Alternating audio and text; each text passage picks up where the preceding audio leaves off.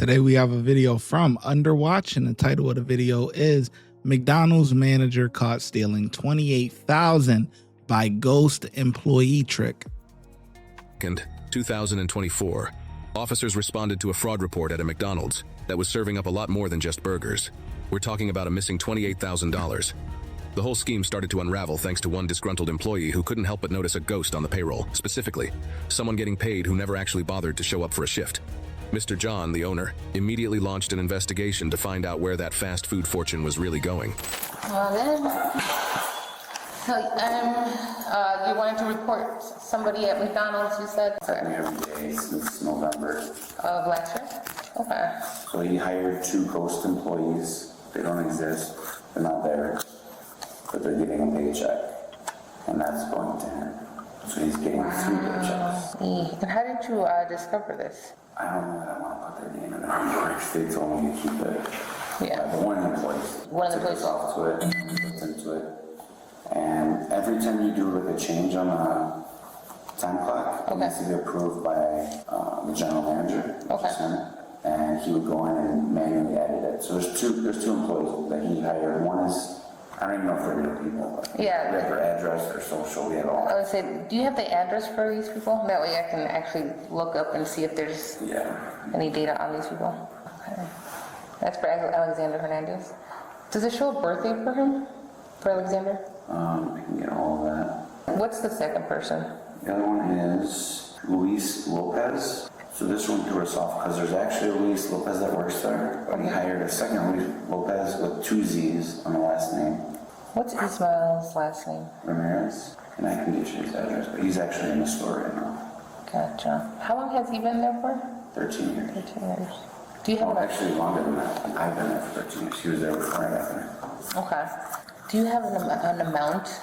It's just shy of $28,000. So for Alexander, it's $15,293.85. For Luis Lopez is $12,619.65. So Alexander was hired on November 15th, 2023, and Luis was hired January 13th. So what he would do is Sunday is when the payroll would close out. He would go in like in the middle of the night or before anyone else there, and he would edit it. And he would add 40 hours to each employee for the week. Sometimes a little less, sometimes a little more. So does this show an actual schedule of when these people work, like hours? Well, that's what threw us off. They're not on the schedule. Okay. And we figured it out. First, we only knew about Alexander. Okay. And then we checked all the payroll versus the schedule, and it threw us off because Luis was another one, but there was 2 Luises. Yeah. So he added a second Z so that when their name's on the time clock, because everyone can see the time clock. Yeah. But the one that took us off was an overnight employee. He's like, why are you guys always complaining that labor's high and you guys got this guy punched in and he's not even working yet? But they've been getting paid since November. Yeah. So he has access to pay cards too. So he'll hire new employees and he can assign them a pay card. Okay. So he has their pay card, I'm guessing. I don't know for sure. Yeah, because I was going to ask, when they get paid, do they get paper checks, direct deposit, or It's how? either direct deposit, which is how Gizmo gets paid, but these employees are on a pay card. On the pay card? Right. Okay. Him or my office people are the only ones that have access to that. Because we trust them, these are general managers. Yeah. Another manager stole my password. Yeah. That's not the case because he's doing it on the computer in the office. Okay. Gotcha. But he can also do it from his house because it's like cloud-based. So he has access to that at his house? Any computer. Any computer? Okay. Because he's the highest level of GM, he's the highest level manager, he can edit payroll. Okay. What do you want to get done? Exactly. You want to sign complaints, you want him to get charged with felony, or do you want him to reimburse the $28,000? All the above. Unfortunately, if you choose signing the complaints, you can't go after him for 28, you could go after him for 28 in court. Yeah. If I don't think he's got if you don't choose the 28 and you choose signing the complaints, or sorry, if you don't choose signing the complaints, he violated trust. What you want? You want the money, which is civil, or do you want criminal? Facts. Let's come on, man. Come on, he working at McDonald's. You know, well, he's a general man. I mean, he's a manager, so I mean, but you might as well just you might as well hit him with that felony, man. I ain't gonna lie to you. You rather, because you can make that money back. You know what I mean? You can make it back. It's not that it's a hit, but it ain't nothing that you can't overcome. But because that 28,000, if a judge orders him to pay 28,000, you ain't never gonna get that back, man. Yeah, they might garnish your checks or whatever, but they can only garnish so much. It's gonna take you forever to get that money back. For what, 6 months now? Maybe more. I mean, he's making good money. He's getting full benefits. Everything, yeah. We just gave him a raise. He's getting bonus. I mean, Yeah, give him that felony. There's no reason for it. I mean, yeah, so we'll do, saying the complaints or whatnot. Did you guys arrest him? And does he go to jail for this, or what is it? What happened? So the process is, so we do the primary report and then we kick it over to the detectives. Yeah. They have to do subpoenas, they're gonna pull the bank records, they have to subpoena us, pay cards. So the process will take a few months before you even see him getting arrested. They're gonna have to bring him in. If he lies or denies, then you and the detectives have to gather all the evidence you possibly have to prove that he is the one that's taking it. Yeah. So They're the whole report. your next question is, you don't want him there? No. What should you do? I want Continue on with your protocol, but don't expect us going here and because it doesn't work like that. Yeah. Unfortunately, we have to gather everything that we have. And We have start to the pass it over to process. the detectives, and then however they want to handle it, they handle it.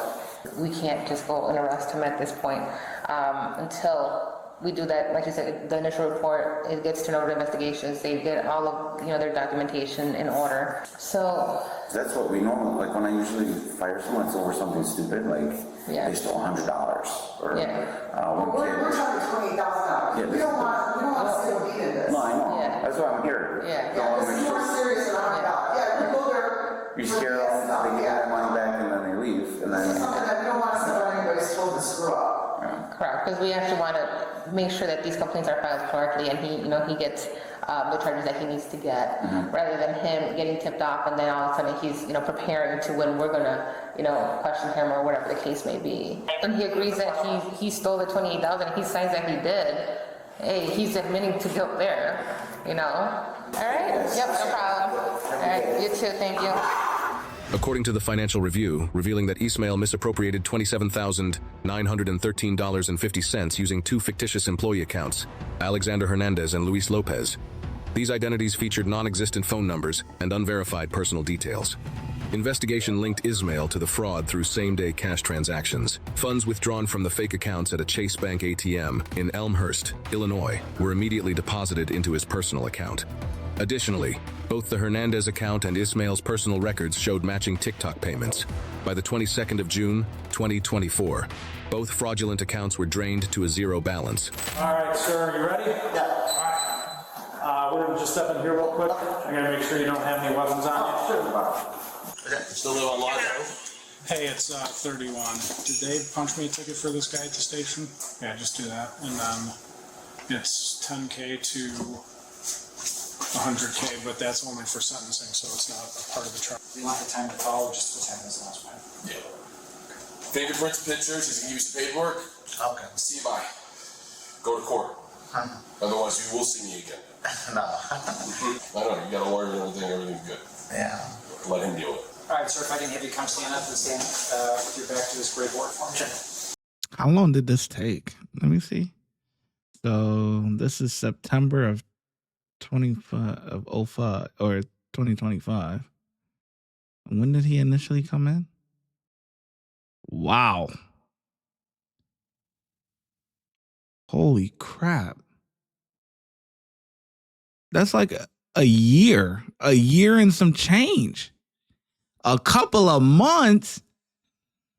June of 2024 is when he came in, and he finally, well, when it's reported, and then they finally get to arresting him or charging him in September of 2025.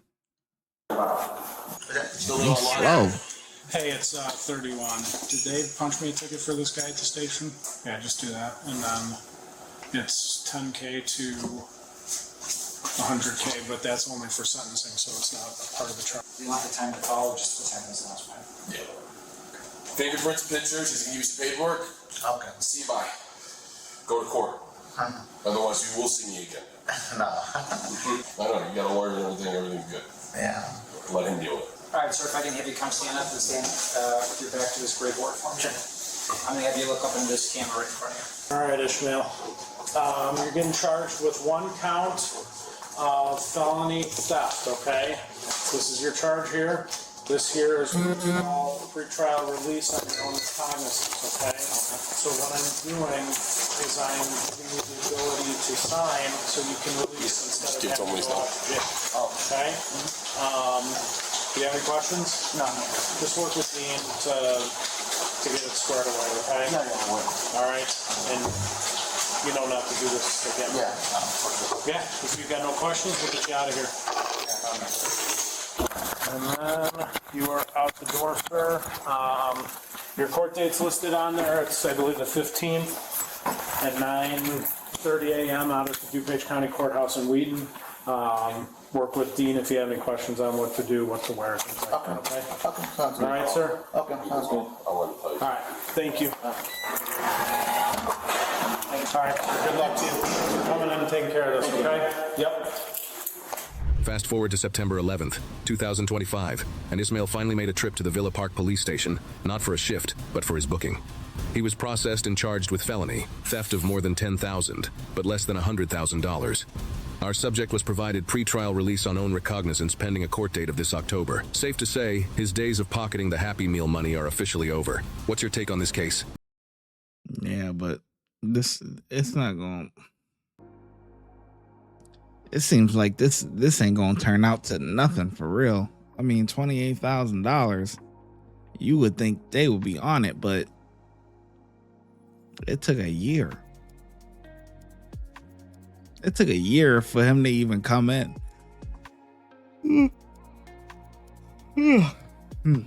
Tired. Yeah, it took a year for him to even come in, man. I don't know. I would love to see what the whole outcome is going to be, but it is what it is, man. Yeah, this ain't even one of those where it's like you can see how the officers did, because it's like to me it's like documentary style, you know. But whatever, I'll catch you in the next video. Let me know your thoughts down below. The ShyGotEm Correctional Facility is now open, where we specialize in act right and getting them together. If you want to become an officer, check out the YouTube membership. If you want to be a sergeant or above, check out the Patreon. Your support helps the channel keep going, and I hope to see you in lineup.